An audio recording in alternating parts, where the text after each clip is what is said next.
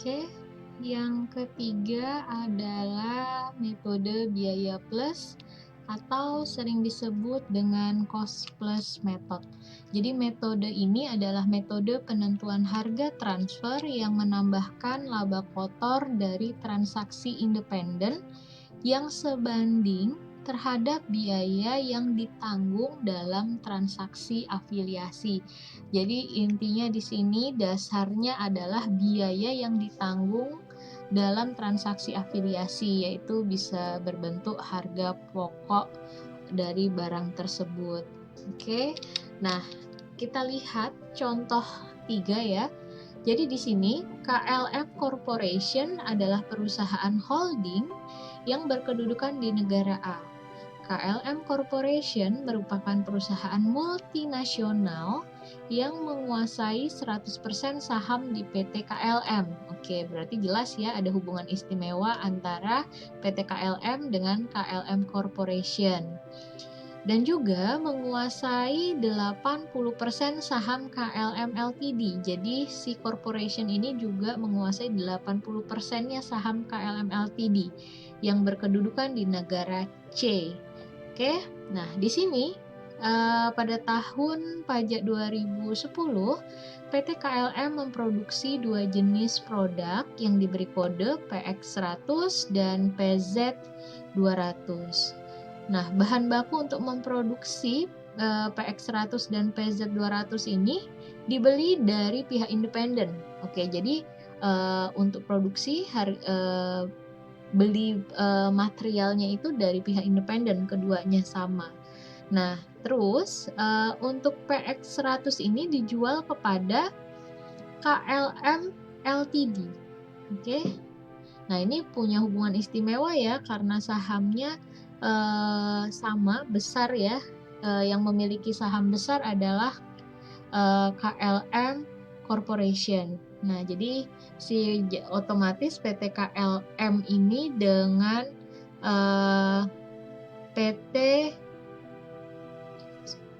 KLM Ltd ini memiliki hubungan istimewa.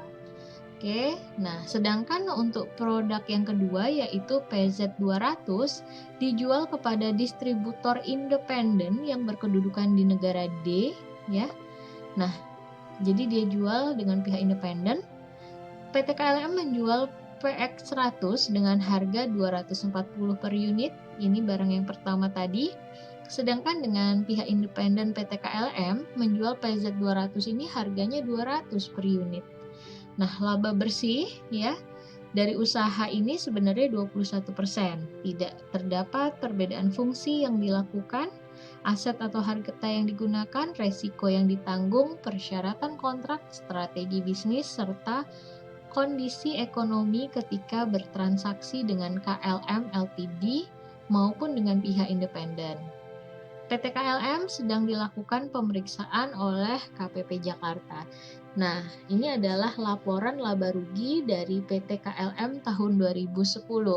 Kalau kita hitung penjualannya totalnya adalah 420.000. Ini sudah diketahui ya. Lalu harga pokok penjualan kalau di total adalah 360.000.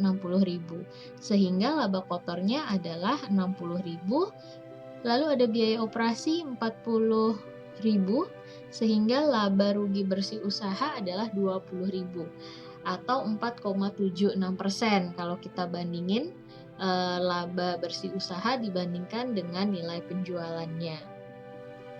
Nah, setelah dilakukan segmentasi terhadap laba rugi PT KLM, jadi kita bagi dua ya, produk yang pertama tadi dan produk kedua. Nah, di sini kita lihat ya, harganya yang barang pertama tadi PX100 itu harganya adalah 240. Sehingga pendapatannya adalah 240 ya. Ini asumsinya jualnya adalah 1000, untuk produk B adalah 900. Dikali dengan harga jual untuk produk B-nya 200 sehingga pendapatannya adalah 180.000. Nah, harga pokoknya ya, ini juga diketahui soal ya. Untuk barang A adalah 220.000, barang B adalah 140, sehingga laba kotornya untuk barang A 20.000 dan barang B adalah 40.000. Nah, kalau kita lihat gross markup-nya dari laba kotor dibagi dengan HPP, jadi kalau metode ini kan tadi dilihatnya dasarnya adalah dari biayanya. Nah, kalau kita bandingkan laba dan biayanya, jadi 220.000 dibagi dengan 220, di sini adalah gross markup-nya, ya, di up-nya itu 9,1%.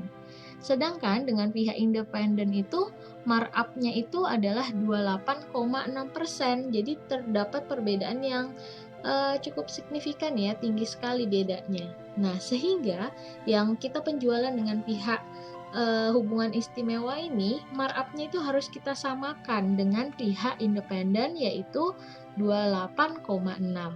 Oke, nah ini dia.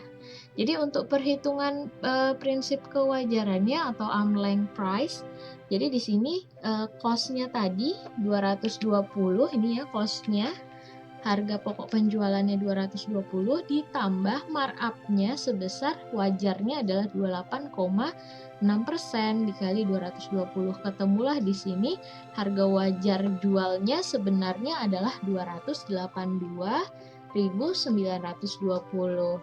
Nah, ini sudah berbentuk total ya, karena tidak diketahui per unitnya berapa tadi untuk harga pokok penjualannya. Sehingga di sini kalau kita lihat harga wajarnya 282.920. Nah, kalau nilai penjualannya tadi ini 240.000 ya, sehingga di sini ada selisih sebesar 42.920. Jadi harusnya 42.920 lebih tinggi harganya. Nah, makanya di sini kita harus koreksi positif. Karena tadi kita catat 240, seharusnya kita catat 282 wajarnya harganya. Sehingga harus kita lakukan koreksi positif atas penjualan sebesar 42.920. Ini selisihnya ya.